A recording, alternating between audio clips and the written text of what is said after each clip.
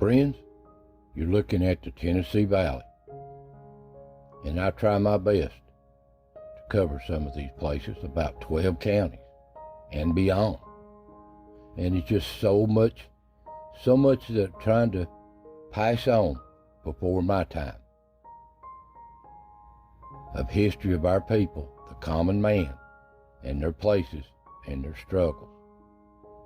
These old places, you look at them, they're still standing in some places, but nature's trying to take them back. As time goes on, most are gone. A lot are just going back into the ground. Now these old foreign places, they're works of art, craftsmanship, of time gone by. And every once in a while, I'll meet someone around these old homes when I'm trying to get permission and film them, document them.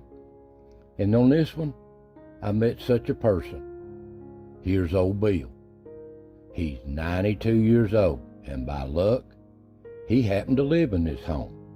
So we got to talking, and we talked for hours and hours, just like we was family. You couldn't ask for a better person. But anyway, he told me his life's history.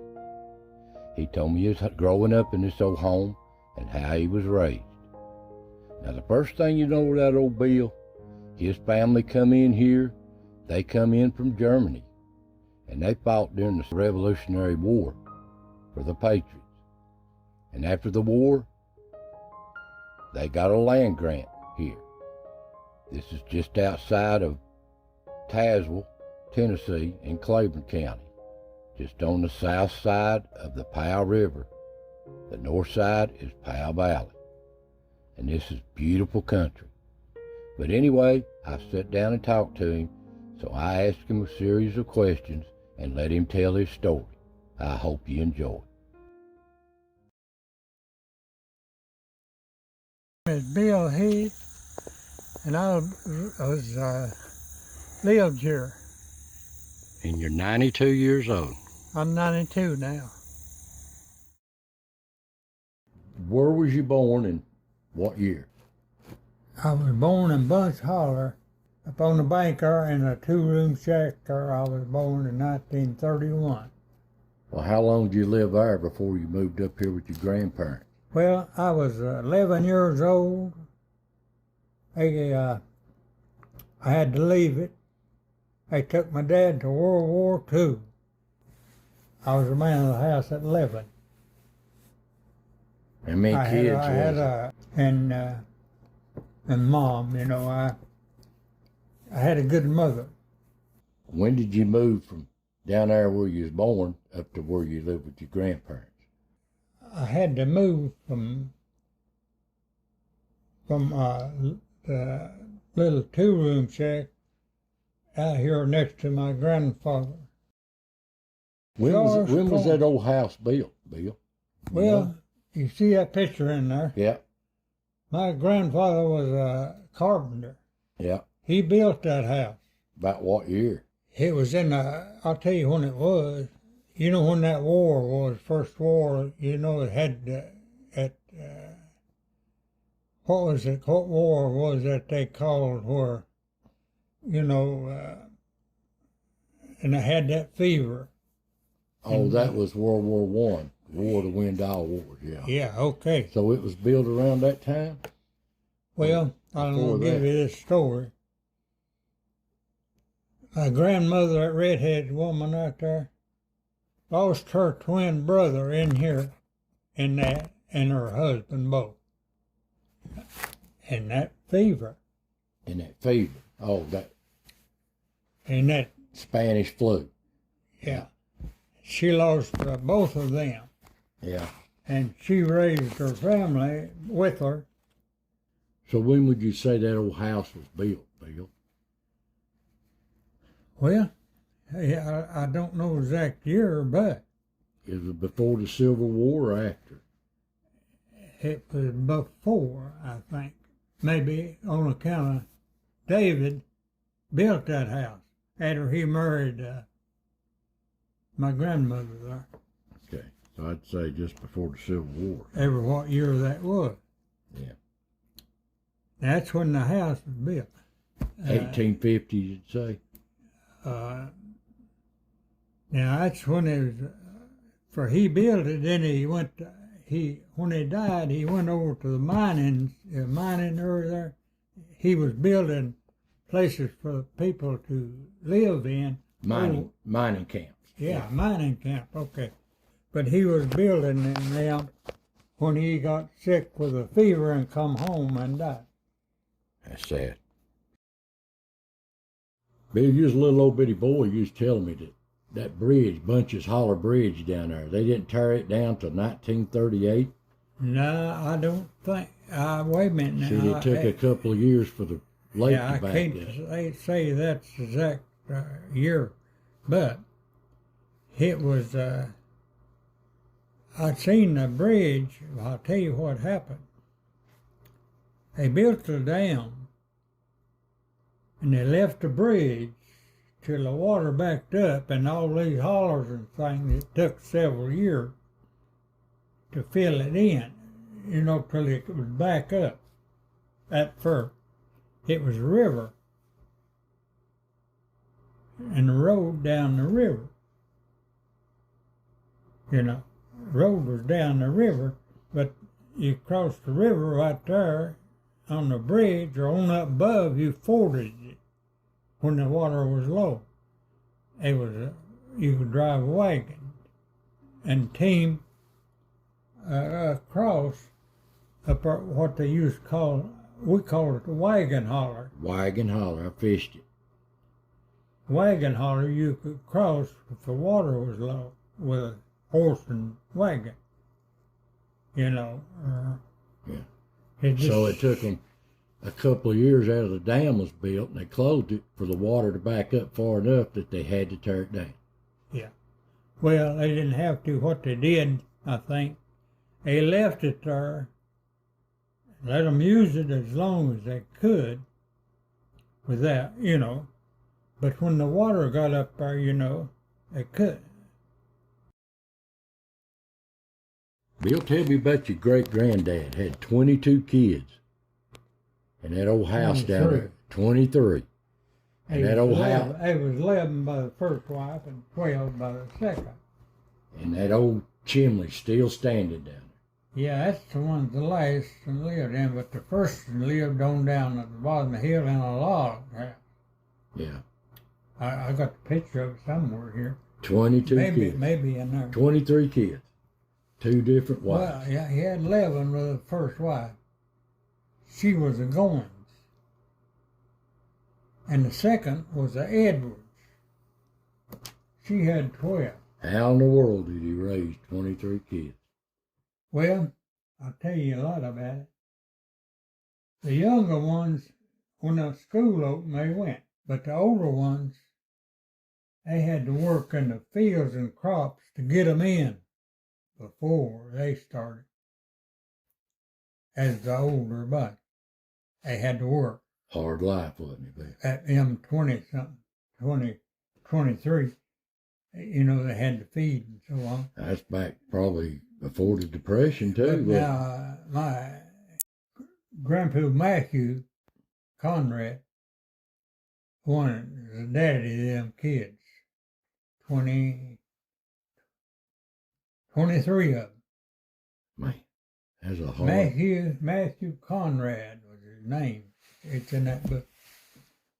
But he had them 12 kids, and they nicknamed him Matthew Conrad. They nicknamed him that, having them 23 kids. And his name in there is Matthew Conrad.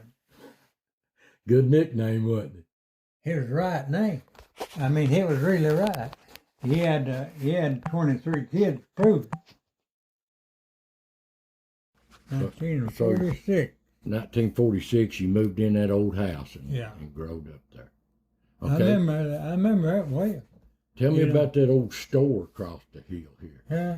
Old store. Old store right out there is Esau Keck store. Okay. How old's that old store? Huh? How old is that store? Well, when I moved out here to my grandpa Kicks, Yeah.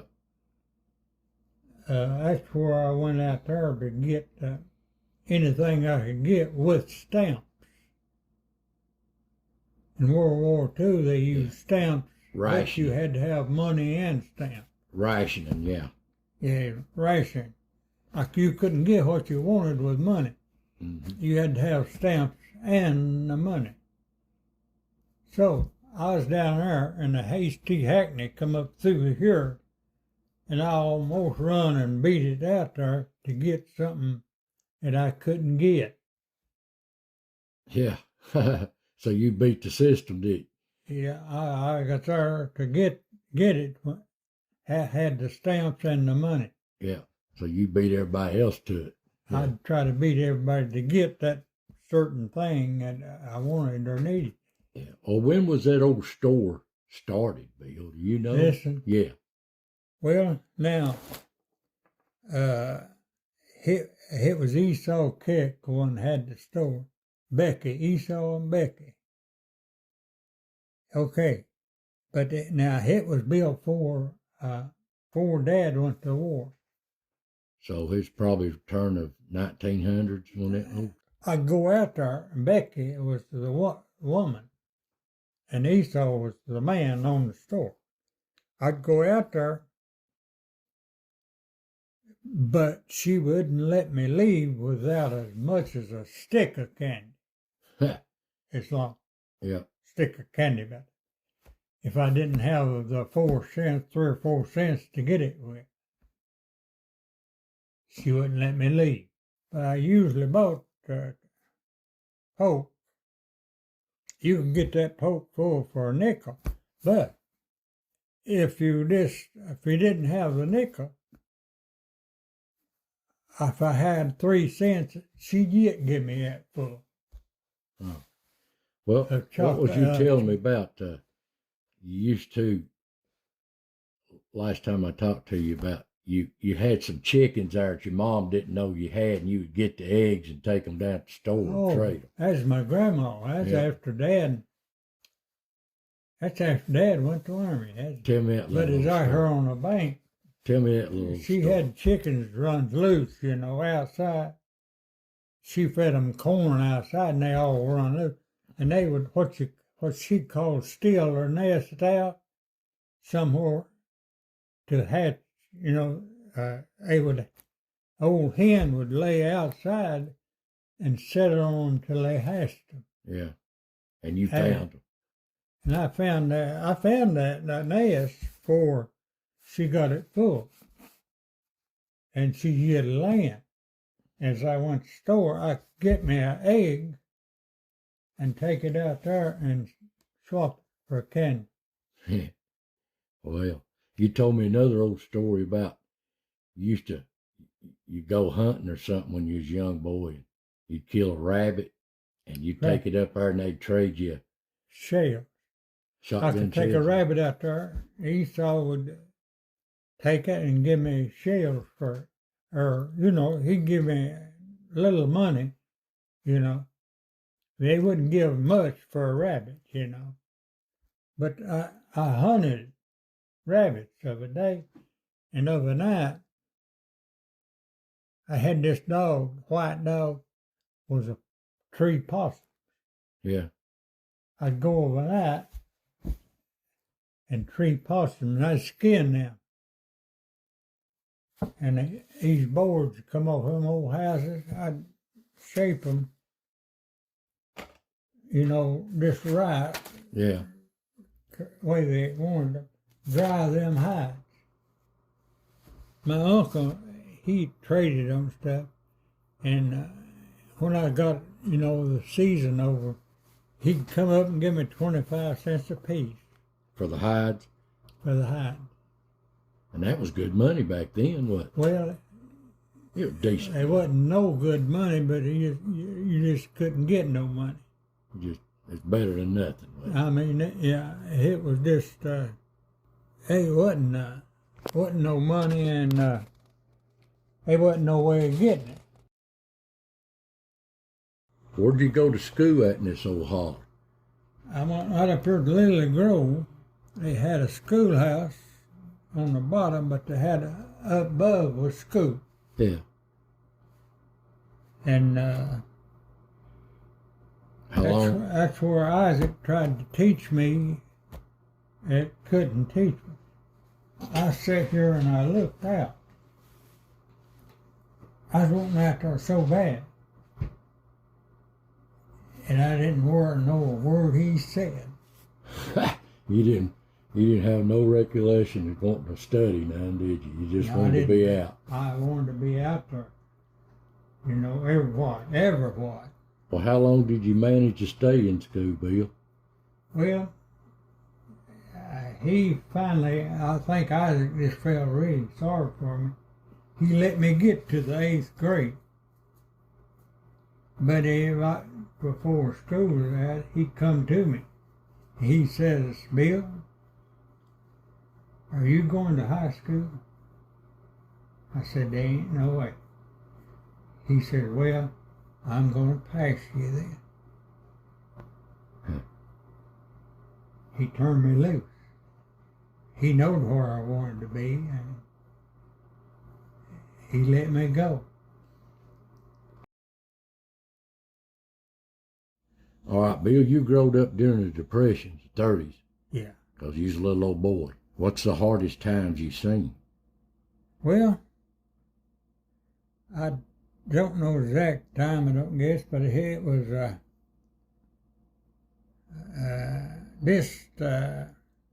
I know most of you didn't even know it was Depression. Didn't have no money, didn't have nothing, no way. Didn't have nothing. But it was Mom, she was a good cook, and she could cook anything and make it good. When the other people, it wouldn't be that good. But she could take anything and cook it that you would like it. So really, you couldn't tell it was the Depression on because you never changed your lifestyle anyway. You never even knowed it.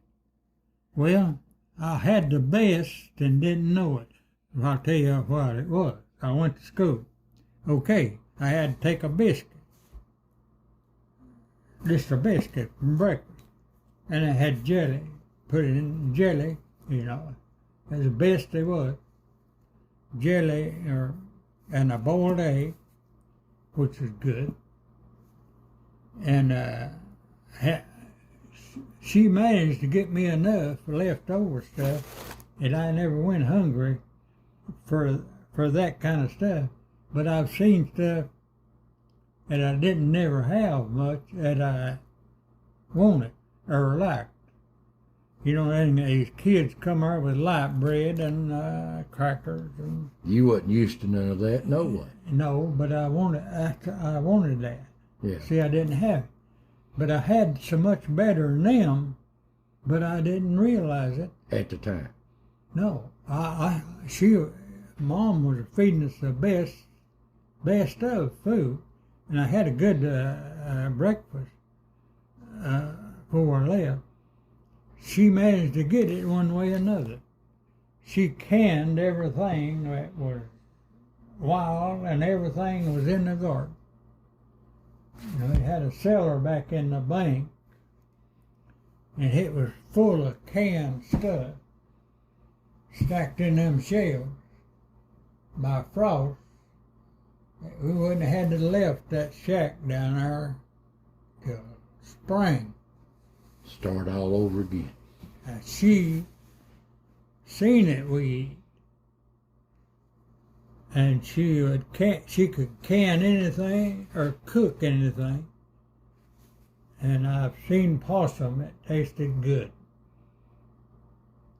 They put spices and stuff on it, sweet potatoes, and baked that.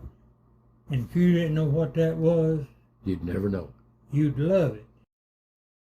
You rode up in these old hills. You knowed a lot of people at Moonshine, didn't you? Made liquor. I know them. I know each one of them. Of course, they's good people. They just had to make a living. Well, I'll tell you this. Revenue took some of them up our lake to the jailhouse, and they come around and said, if you won't make no more, if you'll promise you won't make no more, we're going to let you loose.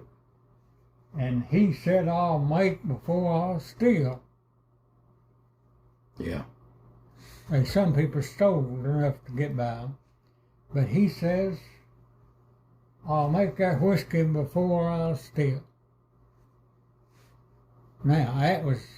Well, that was honest. Huh? It was honest. Yeah. He felt like it was wrong, but he yet had to do it, you know. And he doesn't do that is hear his kids cry for something to eat. I understand. And I know them that cried for something to eat. And they couldn't draw nothing from nowhere. No. There wasn't no such thing as Social program. like it is now. No food stamps, there wasn't nothing back in them days. They couldn't come from other countries and get everything we got. You either made it on your own or you done without. Yeah, you either made it on your own or you stole chickens or what you could steal or make whiskey one. Either one, all that. You had to do, you either done that or went hungry. It's either up to you. So a lot of them made whiskey, and I know them personally. And I've been with them and talked to them, and they would fight for you. But they, you know, they wouldn't steal. Well, Bill, growing up, I know you done a lot of hunting and fishing as an old country boy, Yeah. But what was one of your best hunts? The best hunt I ever went was Chuck Swan. Yep. When it first opened. Yep. There was deer in there that made paths that deep off them banks and stuff. They big bucks in there, but they was hard to get. Still are. Did you do any coon hunting? There wasn't no coons at that time. There's one that I remember. But now back in my time, there wasn't no coons. They were just possums. Yeah.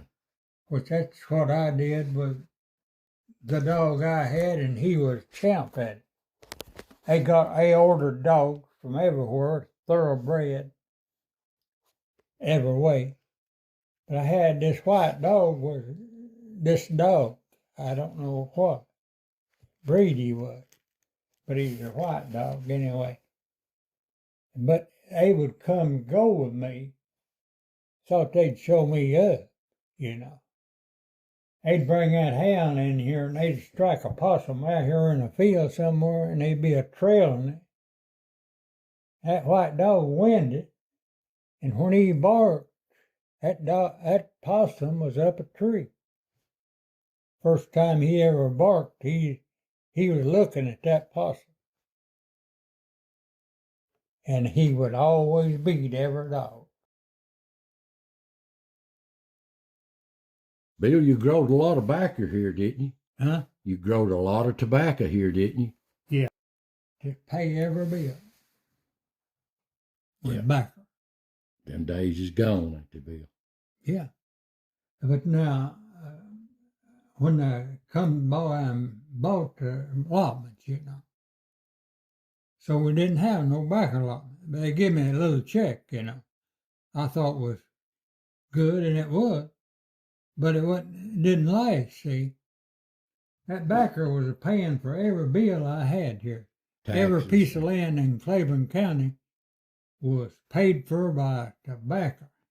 Yeah, and Union County, Lee County. Yeah, it was all paid for by tobacco. Right. Okay, we got that check was good, but that check run out. Now what have we got? Nothing. What we got to live on now? Okay, cattle went down, and it takes more to raise a cow or a calf than you can get out of it. And, you know, So I was in better days when that backer was bringing high dollar a pound, and I could do anything in it, and as much of it as anybody else. Who was the last people to live in that old house? Your mother? My mother died after, well, no, she died in the hospital, but I mean, I was trying to figure what year that was.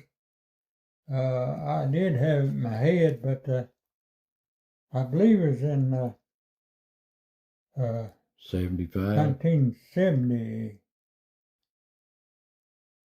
That's okay. 77 or 78. So it's, I could tell by the old television in it, it's about that year. I've got pictures of that old house. My sister has seen your grandmother standing in the upper window, and you've heard the same thing, huh? Yeah. I've heard people say that. What about that? that? I hadn't seen it. No. What about that? I hadn't seen that. But I've heard people say that they had seen some. I heard one, some, I don't know who it was now, but anyway, I said that they seen that. Yeah. Picture.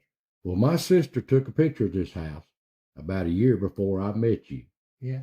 And But here's the picture. Know. Here's the picture of the house. I just wondered about that, for I had never seen that, But, it. And you say people said that house was haunted, have seen things in that house? I ain't say it's haunted, no, I wouldn't say that. I just say that I don't know why they seen that spirit or what it is, I don't know. Whether they imagined it or whether they really seen it, I hadn't seen it. But I've felt the spirit when I've, which, you can feel a spirit in She spent most of her life there. Huh? She spent her whole life there, your grandmother, raised kids and everything else. I watched her die there. My grandmother, in that picture. Yeah. But she, she raised her kids with her. I just wanted to share that with you. I've heard it. We've got you that ain't picture. The person I heard about seeing that picture in the window. Somebody, they told it that almost scared me. Well, there you go. He told me so much in these little old hills and mountains around here. Told me so much, and I could talk to him all day. I'll share some more with you later. But here's his family graveyard, where his wife of 53 years is buried, mother, grandmother. Beautiful place. Here above this holler, above the river and the lake. Such beautiful country here. And there's the old house, not a quarter of a mile away. And yes, he got to take me in this house and show me around the places. So I'll show you a few pictures of inside this old house. It's just times gone by. Here's pictures of it.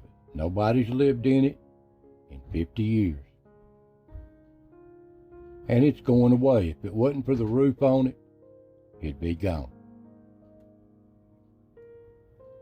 And this is the living room. The last person to live in this was his mother back in the 70s. But oh, the times and the kids that's come through here. The good times and the sad times. Just like any other family in these mountains. And this is going upstairs in this old home. He was good to show me around, tell me a little history. Just old rooms. Look at the walls and the wood in it. Ain't that beautiful? And this is the room where they claim they see a woman standing in the window right there where that's blocked up. And here's the shoes of one of his family members. He's kind of sad when he goes in here, he says, of his memories. Well, I want to thank old Bill so much for sitting down and talking to me. I'll check with him from time to time. Now, I'd found this place by my sister. She'd found it a year before I did and was telling me about it. So I thought I'd go find it. Well, I did, and that's when I met old Bill. But my sister seen her standing in the window. Now, I'll give you a link to my sister's channel. She don't look for this paranormal stuff, and I sure don't. It just happens to come to us. But anyway, she does a lot of cemetery stuff on Ancestry. So I'll leave a link to her channel under the description of this video. And this old beautiful place, I hope it lasts a lot longer. But our people and these stories is going away in these mountains. So we're losing our elders and our history day by day. So cherish them, remember them, write down and pass on their stories. So I want to thank you for watching. Hope you enjoyed this little interview. So God bless, and I'll see you next time.